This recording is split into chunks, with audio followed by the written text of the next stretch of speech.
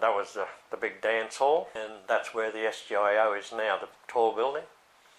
It was a double-storey building, and the dance floor was upstairs, and it was a very good dance floor, sprung flooring and everything, and he wouldn't allow jiving or anything for springing. But underneath that dance floor was BCC, grocery store.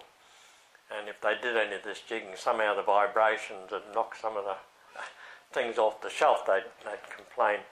But a funny thing about this dance floor up top, that they had a balcony that went out over to look over Bourbon Street, and the old Chev 4 car was out the front. Well, these guys used to come out and have their cigarettes on the veranda, and Dad soon learnt not to park it there because they'd flick their cigarettes over the top and burn a hole through the rag hood, you know, so we'd have to get a patch to patch it, so we'd park it away from there from then on, you know. But some people would get caught, they'd park there, and you'd make sure you wouldn't park under there because of the cigarettes would get tossed over the side, you know.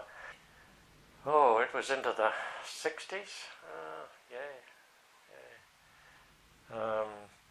Lewis Brothers Cafe it was, and Harry Lewis. It was pretty popular through the war years. I mean, I've even got a Yank sailor's gob cap they call it, and an army forage cap from the Yanks, because the Yanks coming through town through the war years, they used to go to the dances and meet up with the women and everything too, and Dad being on a door, he'd have to go up and clean out and turn the lights off, and a couple of these Yanks had left these caps behind different times. Yeah, that was the dance hall, but it was pretty popular, and then they'd have half time of the night, and then they'd all go down.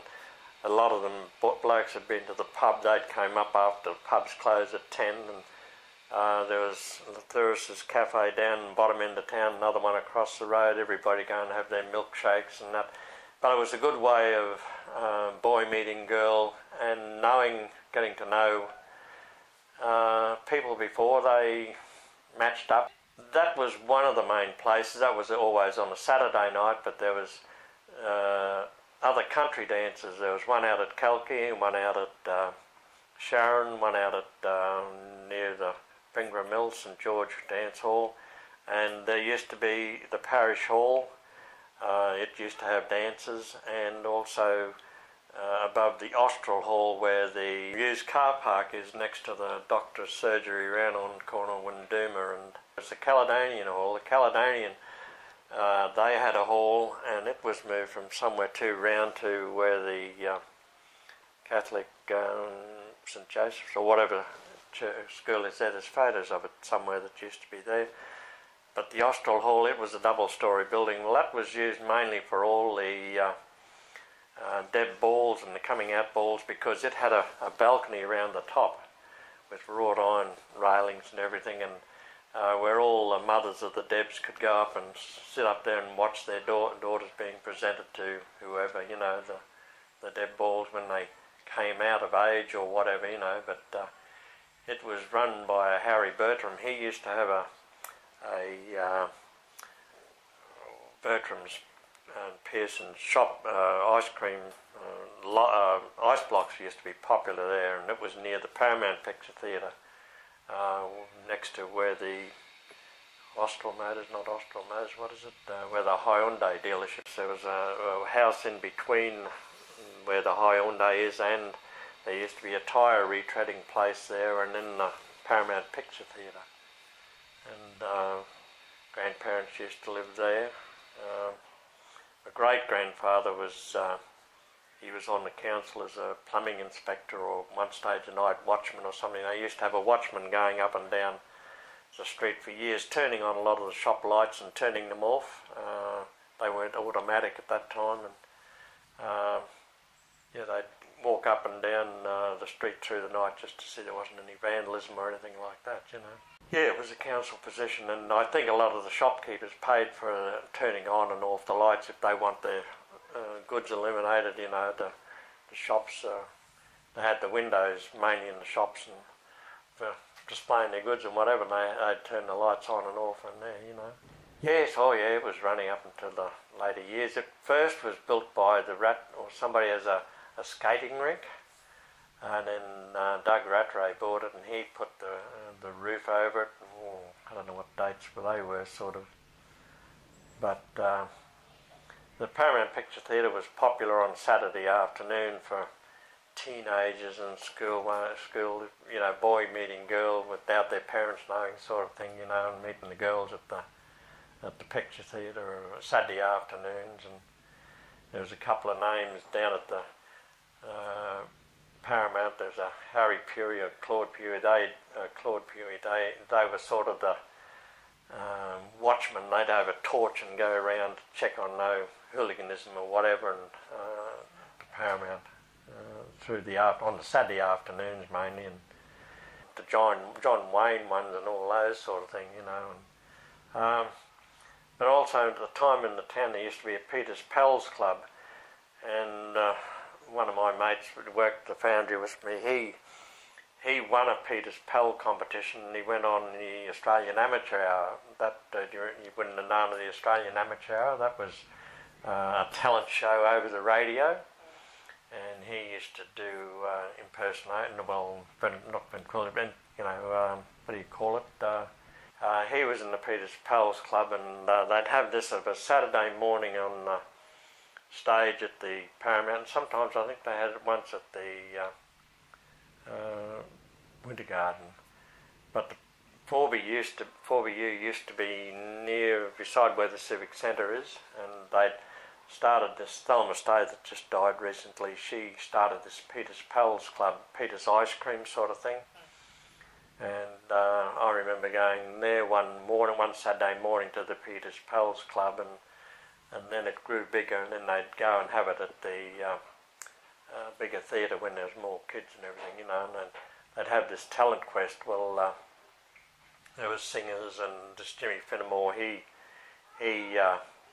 won one here, and he went on to the Amateur Hour, and I think he won that too. I think he won some money. I bowled with him, and we just commented on the other day about this Peter's Pals Club and that, and he had a photo of it, and I was going to the South School at that time when the first chocolate-coated ice cream come out, double stick one, what was it called?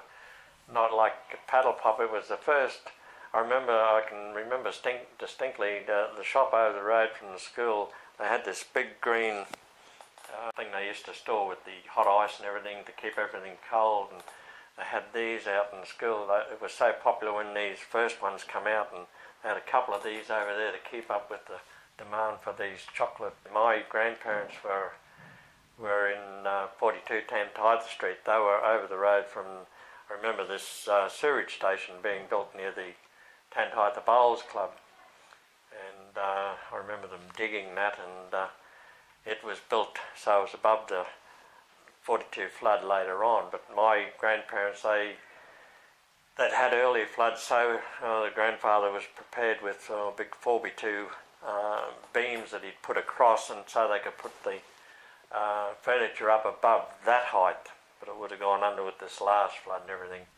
But across so that they could put all the furniture up above the last flood level that they knew of, so that they wouldn't think it's going to go any higher than that, But my grandfather or Dad, we used to keep a boat down in Saltwater Creek just below there, and we could row all the way out to the river from there.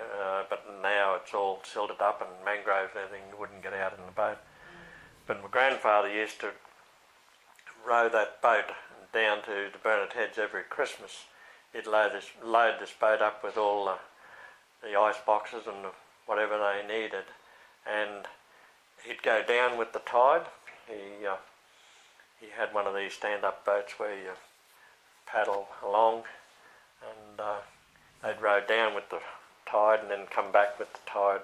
No outboard motors or anything then, But, the Hampson family were married into the Zunkers, and there was houses down around there that they used to go down and have Christmas down there. There wasn't a lot of development then. There was a few houses along the front. The rock wall was out there. I remember we camped there was a shelter shed there near where the one rock wall went out. There was a couple of older guys that used to, every Sunday morning, they used to ride their bikes. One was chap Hooper and one was a Cliff Friend. They were known to be they'd ride down for a swim every Sunday morning. Chap Hooper had a barber shop in town, and the Cliff Friend, he used to work at Redden and Mellors, and they were well known that they'd be riding down there every Sunday morning to have a swim and come back, you know. But yeah, it was considered a fair way in those days.